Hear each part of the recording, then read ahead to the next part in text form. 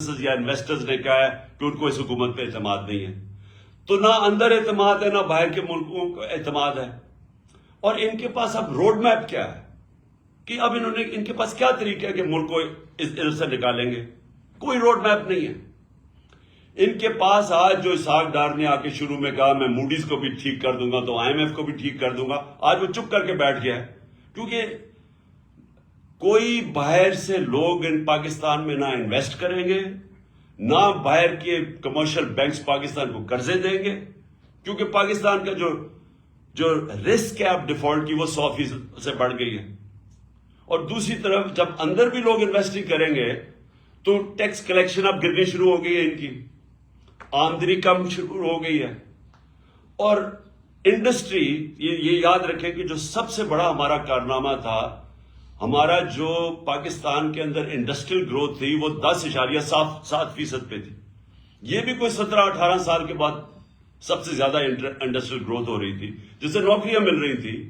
جس طرح فیصل آباد کے اندر ٹیکسٹائل انڈسٹری کو لیبر نہیں مل رہی تھی، مزدور نہیں مل رہے تھے، کیونکہ انڈسٹری گرو کر رہی تھی. آج وہ انڈسٹری آ گئی ہے 1% پہ. ہمارے دور میں 6% اکانومی گرو کر رہی تھی، آج آ گئی ہے وہ سمجھتا ہے کہ 1% سے بھی کم ہو گیا.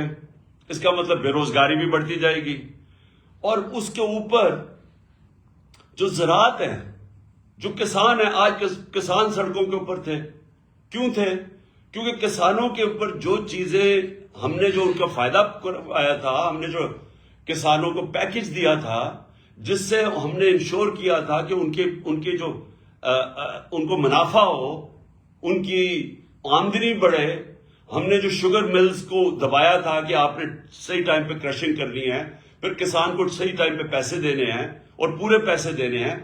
تو اس کی وجہ سے جب کسان کی آمدنی بھی بڑھی اور اس کے بعد اس کے پاس جب پروفٹس ہوئے، اس نے اپنی زمین پہ لگایا. اس لیے ہمارے زراعت میں 4 بمپر کراپس ہوئی تھی، جو مین 2 سال جو مین ہماری جو ہماری کراپس ہیں.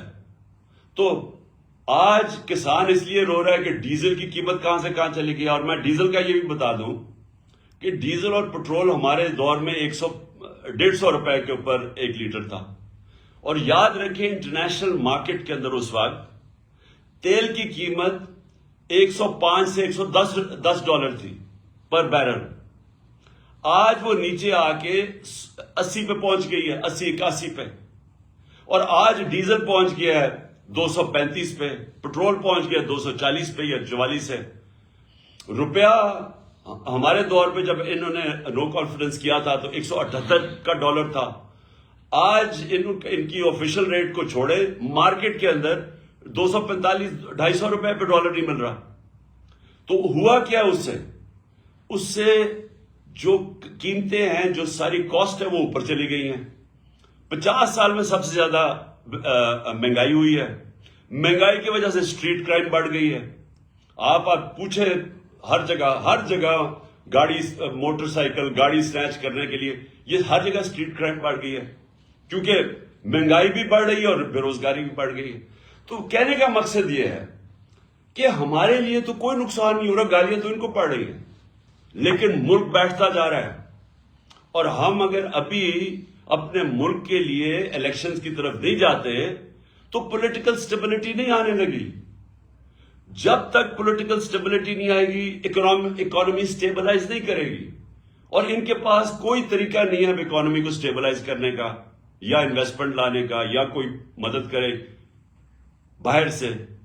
لہذا یہ جو ہم اسمبلیز کا ہم نے فیصلہ کیا ڈیزالو کرنے کا، اس کا سب سے پیچھے مقصد پاکستان ہے کہ ہمارے ملک کی اس وقت ضرورت ہے کہ ہم جلدی سے الیکشن میں جائیں، اس لیے کہ ایک سٹیبل گورنمنٹ جب آئے گی، جب مارکیٹس کو باہر بھی اندر بھی اعتماد ہوگا کہ اب حکومت آ گئی ہے 5 سال کے لیے، تو اس کے بعد وہ سٹیبلائز ہو جائے گا اور پھر اگلے لوگ پلاننگ کریں گے. جو سرمایہ کار ہے، جو انویسٹر ہے، وہ یہ ہمیشہ سوچتا ہے کہ میں اگر اپنا پیسہ لگاؤں گا تو ملک میں 1 سال 2 سال 3 سال کے بعد کیا ہوگا، کیونکہ ایک دم تو اس کو نفع نہیں ملنا شروع ہوتا. تو جب اس کو اعتماد ہی نہیں ہوگا کہ یہ گورنمنٹ کتنی دیر چلے گی، آگے کیا ہوگا، تو وہ پھر پیسے روک کے بیٹھ جاتا ہے، جو آج پاکستان میں ہوا ہے. تو اس لیے الیکشنز کروانے تاکہ پولیٹیکل سٹیبلٹی سے ہماری اکانومی سٹیبلائز ہو.